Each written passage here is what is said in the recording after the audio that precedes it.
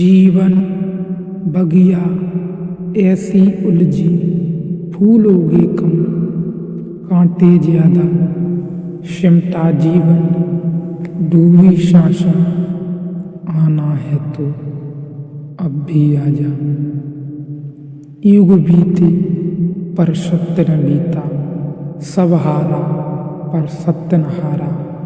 आज से एक नई यात्रा की ओर प्रारंभ कर रहे हैं। इस यात्रा में यदि अपने आप को छोड़ पाओ तभी यह यात्रा समझ में आ सकती है, वरना यह यात्रा समझ में ना आ सकेगी।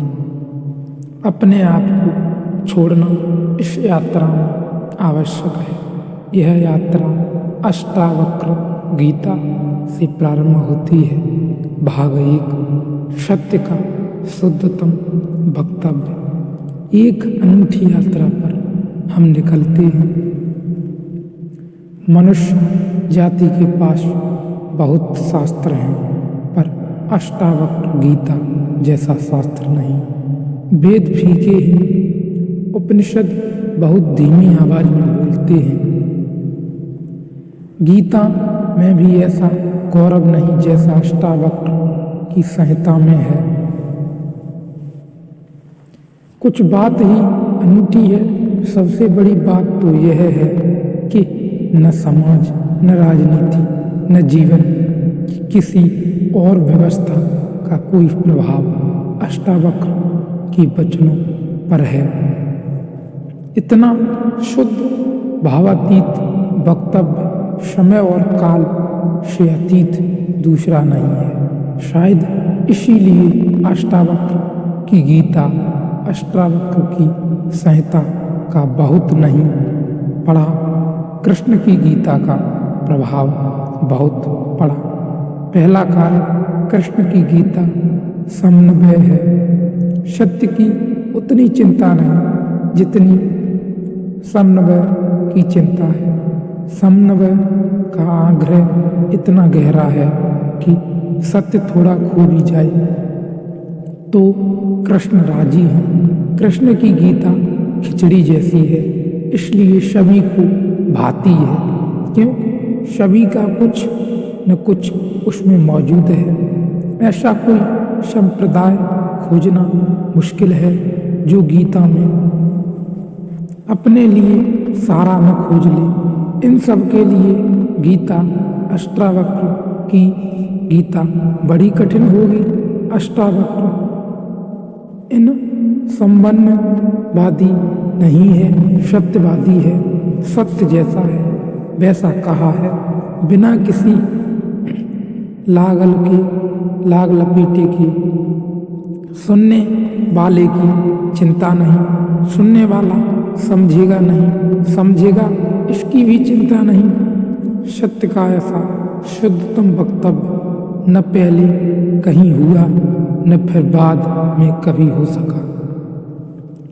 कृष्ण की गीता लोगों को प्रिय है क्योंकि अपना अर्थ निकालना बहुत सुगम है। कृष्ण की गीता काव्यात्मक है। 2 और 2 5 भी हो सकते हैं, 2 और 2 3 भी हो सकते हैं। अष्टावक्र कोई खेल संभव नहीं, वहाँ 2 और 2 4 ही होते हैं। अष्टावक्र का वक्तव्य शुद्ध गणित का वक्तव्य है।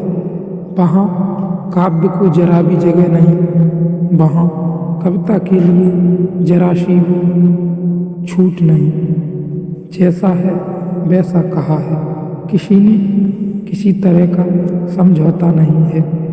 कृष्ण की गीता पढ़ो तो भक्त अपना अर्थ निकाल लेता है, क्योंकि कृष्ण ने भक्ति की बात की है।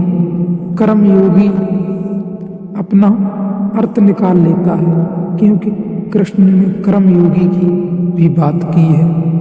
ज्ञानी अपना अर्थ निकाल लेता है, क्योंकि कृष्ण ने ज्ञान की भी बात की है। कृष्ण कहीं भक्त को सर्वश्रेष्ठ कहते हैं, कहीं ज्ञान को सर्वश्रेष्ठ कहते हैं, कहीं कर्म को सर्वश्रेष्ठ कहते हैं। कृष्ण का वक्तव्य बहुत राजनीतिक है। वे राजनेता थे, कुशल राजनेता थे, सिर्फ राजनेता थे इतना ही कहना उचित नहीं, कुटिल राजनीतिज्ञ थे, डिप्लोमेट थे। उनके वक्तव्य में बहुत सी बातों का ध्यान रखा गया है, इसलिए सभी को गीता भी भा जाती है। इसलिए तो गीता पर हजारों टीकाएं हैं। अष्टावक्र पर कोई चिंता नहीं करता, क्योंकि अष्टावक्र के साथ राजी होना हो तो तुम्हें अपने को छोड़ना पड़ेगा। बेशर्त तुम अपने को न ले जा सकोगे, तुम पीछे रहोगे तो ही जा सकोगे। कृष्ण के साथ तुम अपने को ले जा सकते हो, कृष्ण के साथ तुम्हें बदलने की कोई ज़रूरत नहीं। कृष्ण के साथ तुम मौज पढ़ सकते हो। इसलिए सभी संप्रदाय को ने कृष्ण की गीता पर टीकाएं लिखी। शंकर ने, रामार्जुन ने, निम्बार्क ने, वल्लभ ने, सब ने अपने अर्थ निकाल लिए। कृष्ण कुछ ऐसी बात कही है जो बहुअर्थी है, इसलिए मैं कहता हूँ काव्यात्मक है गीता। कविता में से मन चाहे अर्थ निकले सकते हैं। कृष्ण का वक्तव्य ऐसा है जैसे वर्षों में बादल घिरते हैं, जो चाहो देख लो। कोई देखता है हाथों की सूंड, कोई चाहे गणेश जी को देख ले। किसी को कुछ भी नहीं दिखाई पड़ता, वह कहता है कहाँ की फिजूल की बातें कर रहे हो। बादल है, धुआं है, इसमें कैसी आकृतियाँ देख रहे हो। पश्चिम में वैज्ञानिक मन के परीक्षण के लिए स्याही के धब्बे प्लॉटिंग पेपर पर डाल देते हैं और व्यक्ति को कहते हैं देखो इसमें क्या दिखाई पड़ता है। व्यक्ति गौर से देखता है और उसे कुछ न कुछ दिखाई पड़ता है। वहाँ कुछ भी नहीं, सिर्फ ब्लॉटिंग पेपर पर स्याही के धब्बे हैं। वे तरकीब फेंके गए, सोच विचार कर भी फेंके गए नहीं हैं। ऐसे ही बोतल उधेड़ दी जाती है, लेकिन देखने वाला कुछ न कुछ खोज लेता है। जो देखने वाला खोजता है वह उसके मन में है, वह आरोपित कर लेता है। तुमने भी देखा होगा, दीवार पर वर्षा का पानी पड़ता है, लकीरें खिंच जाती हैं। कभी आदमी की शक्ल दिखाई पड़ती है,